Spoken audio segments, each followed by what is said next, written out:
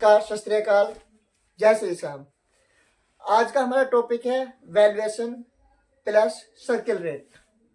Valuation और circle rate में बहुत बड़ा अंतर होता है दोस्तों। सबसे पहले मैं आपको बता दूं वैल्यूएशन क्या होता है।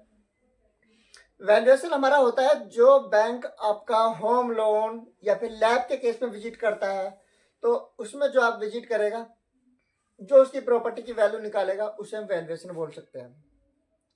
सर्किल रेट क्या होता है? एक गवर्नमेंट ने एक रेट डिफाइन किया हुआ है कि भाई इस एरिया में इतना रेट चल रहा है गवर्नमेंट के अकॉर्डिंग। जैसे मैं दिल्ली का रेट ले लूँ, कोलकाता का रेट ले लूँ, बनारस का रेट ले लेता हूँ, नोएडा का रेट ले लेता हूँ, गुड़गांव का रेट ले लेता हूँ। तो इस हिसाब से अलग अलग सिटी में अलग अलग रेट है।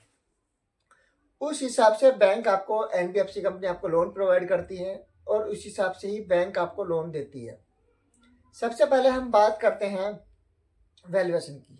चलिए दोस्तों, अगर आपको मेरी वीडियो अच्छी लगती है तो इसको लाइक कीजिए, सब्सक्राइब कीजिए। अब आगे बढ़ने से पहले आप बेल आइकन को दबाना ना भूलें। तो वैल्यूएशन क्या होता है? कोई भी एनबीएफसी कंपनी में अगर आप लोन लेते हैं, आपको रिक्वायरमेंट है 20 लाख रुपए की, और एनबीएफसी कंपनी वाला जो है, कोई भी एक बंदा आता है और आपसे पूछता है प्रॉपर्टी कहाँ है, प्रॉपर्टी वो देखेगा सर्किल रेट के हिसाब से। पहले वो पूछेगा भाई क्या सर्किल रेट चल रहा है, कैसे है वो, अब कोई बताएगा 5,000, 7,000, 10,000, ठीक है। उसके बाद में पूछेगा भाई ये बताओ मुझे मार्केट रेट में क्या चल रहा है। कोई बताएगा 25,000 रुपए गज चल रहा है, कोई बताएगा 20,000 रुपए गज चल रहा है, कोई कहेगा 15,000 रुपए गज चल रहा है, कोई कहेगा 35,000 रुपए गज चल रहा है। तो वहां पे हर कोई बंदा जो भी होगा वहां पे अलग अलग रेट वहां पे डिफाइन करके उसको वैल्यूएशन वाले बंदे को बता देगा। अब वैल्यूएशन वाला बंदा क्या करेगा दोस्तों? वैल्यूएशन वाला बंदा करेगा कि भैया हमें लोन लेना है, और वो वैल्यू वहां पे जो देगा, वैल्यू बहुत कम आपको देगा। मान लो अगर वो 20,000 रुपए गज के रेट से वैल्यू देता है, 20 लाख रुपए की प्रॉपर्टी अगर आप ले रहे हो, तो वो बैंक वैल्यू वहां पे 18 लाख रुपए ही देगा। ये पहला पॉइंट है दोस्तों। जो बैंक वैल्यूएशन वाला वहां पे आएगा, अगर उसकी नजर में वो वैल्यू 20 लाख रुपए की है, तो 2 लाख रुपए और कम देगा। वो 18 लाख रुपए का वैल्यूएशन आपके एनबीएफसी कंपनी को देगा। जितने भी ये वैल्यूएशन वाले होते हैं, टेक्निकल वाले होते हैं, थर्ड पार्टी होते हैं, इनमें बैंक वाले नहीं आते हैं, ये ध्यान रखिएगा। पहला पॉइंट आपका वैल्यूएशन हो गया। अब मान लीजिए आप ले रहे हो इस प्रॉपर्टी को 30 लाख रुपए में, और आपके पास बजट नहीं है। अब बजट के लिए क्या करें? अगर बैंक ने ही पहले आपको 18 लाख रुपए का लोन आपको ऑफर कर रही है और आपके पास 5 लाख रुपए है, तो 23 लाख रुपए आपके टोटल हुए दोस्त। अब 23 लाख रुपए आपके हुए, अब 7 लाख रुपए आप कहां से लेके आएंगे? बहुत सारे चोर जो है मार्केट में घूम रहे हैं दोस्तों, कहते हैं कि हम 20 करवा देंगे, 30 करवा देंगे। वो नहीं करवा सकते हैं।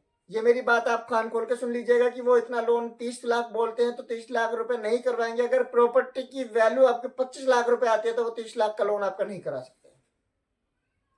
अगर 25 लाख रुपए की प्रॉपर्टी की वैल्यू है, तो मैंने जैसे आपको बताया था कि 2 लाख रुपए और कम देगा। हमारे प्लॉट की वैल्यू कितनी है दोस्तों? 20 लाख रुपए। तो 18 लाख रुपए आपका लोन होगा। आप प्रॉपर्टी खरीदो 30 लाख रुपए की। पहला पॉइंट ये है, इसको सावधानी से आप लोन लीजिएगा। पहला पॉइंट यही है कि अगर मार्केट में वो प्रॉपर्टी 30 लाख रुपए की है और बैंक ने उस प्रॉपर्टी की वैल्यू 20 लाख रुपए लगाई है, तो 18 लाख रुपए से एक अठन्नी भी आपको फालतू नहीं देगा। पहला पॉइंट वैल्यूएशन का समझ गए होंगे आप। अब दूसरा पॉइंट आता है दोस्तों, वैल्यूएशन के साथ में और क्या करते हैं। दूसरा पॉइंट हमारा ये आता है, वैल्यूएशन हमारा हो गया। वैल्यूएशन के साथ में अगर आपकी इनकम 35,000, 40,000, 50,000 रुपए महीना है, 50,000 रुपए महीना है, तो आपकी एलिजिबिलिटी बनती है 25 लाख रुपए के लिए। क्योंकि जो 25 लाख रुपए होते हैं दोस्तों, जहां तक भी मेरी वीडियो जा रही है वो ध्यान से सुनिएगा। जो 25 लाख रुपए यहाँ पे होते हैं, 25 लाख रुपए आपका खाना खर्चा, आपके एक्सपेंसेज, कोई बीमार हो जाता है, पढ़ाई लिखाई एक्सपेंसिव, उसमें खर्चा कट के बैंक जो है केवल आपकी जो हाफ सैलरी होती है उसी पे आपकी एलिजिबिलिटी बनाती है। अगर आपका और भी कोई लोन चल रहा है, तो 25 लाख रुपए का जो लोन है, 25,000 की जो ईएमआई आपकी जाएगी, उसमें से भी वो रिडक्शन कर देगी। 5,000 का आपका चल रहा है ईएमआई पर्सनल लोन की, 5,000 माइनस कर दिया, आपके 20,000 रुपए बचे। और अगर कोई और लोन चल रहा है उसमें से वो भी माइनस कर देगी। तो इस तरह से वो एलिजिबिलिटी निकालती है। तो आप समझ गए होंगे दोस्तों कि वो एलिजिबिलिटी किस तरह से निकालती है। उसका एलिजिबिलिटी निकालने का, कैसे एलिजिबिलिटी निकालती है, कैसा कारण हुआ है, वो सारी चीजें मैंने आपको बता दी है। अब मेन पॉइंट आता है, सारी चीजें आपकी हो गई है, होने के बाद में कैसे लोन आपको प्रोवाइड करती है। आपके पास पैसे नहीं है, तो मैंने पहले भी बताया है, इन चोरों से सावधान रहिएगा। चोर जो है ये सही से गाइड नहीं करते हैं। उनका टारगेट होता है। टारगेट कैसे होता है? उनको सैलरी देती है बैंक, एनबीएफसी कंपनियां कहती है भाई मेरे पास तुम लेके आओ फाइल। सिविल चेक नहीं करती, कुछ भी नहीं करती, प्रॉपर्टी विजिट नहीं करती, सीधा लॉगिन कर देती है। लॉगिन करने के बाद में आपसे पैसे भी ले लेगी, 10-15 हजार रुपये, आपका काम भी नहीं होगा। तो इनसे आप सावधान रहिए। पहले अपनी फाइल को लॉगिन करवाइए। लॉगिन करवाने का उनसे बोलिए कि भाई आप पैसा नहीं देंगे। पैसा आपको अगर देना है तो बार कोड में कंपनी के बैंक अकाउंट में आप सबमिट कीजिए। आप खुद से बाहर कहीं पे पेमेंट नहीं देंगे। दोस्तों बहुत सारी कंपनियां क्या करती हैं, पेमेंट ले लेती हैं और लोन आपका होता नहीं है। उसमें सबका जो दिक्कत होती है वो आपके एजेंट करते हैं, जिनके द्वारा आप लोन करवाते हैं। तो पहले क्या कीजिए, हम लोग क्या करते हैं दोस्तों, हमारा जो फ्रेंड सर्किल है, हम क्या करते हैं, लॉगिन चार्ज पहले आपसे नहीं लेते हैं। पहले हम आपका सिविल चेक करेंगे। सिविल चेक करने के बाद में हम पहले आपका कैंसिल चेक नहीं लेते हैं। कैंसिल चेक की जगह आप मिसमैच का चेक हम आपसे लेते हैं, जिससे कि हम बैंक में लगाते हैं। आपका 1 रुपया का खर्चा उसमें नहीं होता है।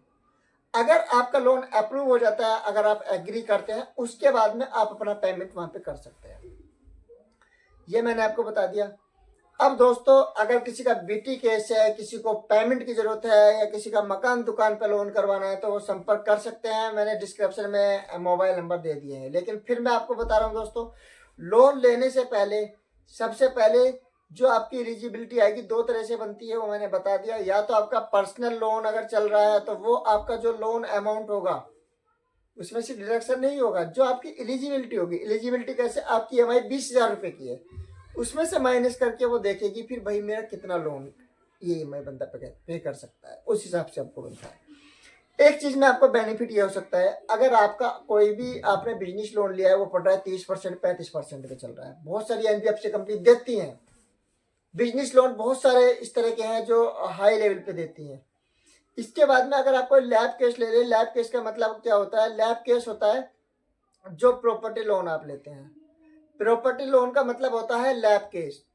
तो लैब केस में क्या होता है, अगर आपका 20 लाख रुपए का लैब केस है और आपको आपका 5 लाख रुपए का ऑलरेडी कहीं से बिजनेस लोन चल रहा है, तो बैंक क्या करती है, एनबीएफसी कंपनी क्या करती है, 20 लाख में से 15 लाख रुपए आपको दे देगी और 5 लाख रुपए का जहां पे आपका बिजनेस लोन चलता है उसको भर देगी। यानी कि बैंक क्या करेगी, एनबीएफसी कंपनी आपके 2 चेक बना देगी और दोनों को डिस्ट्रीब्यूट करके दे देगी।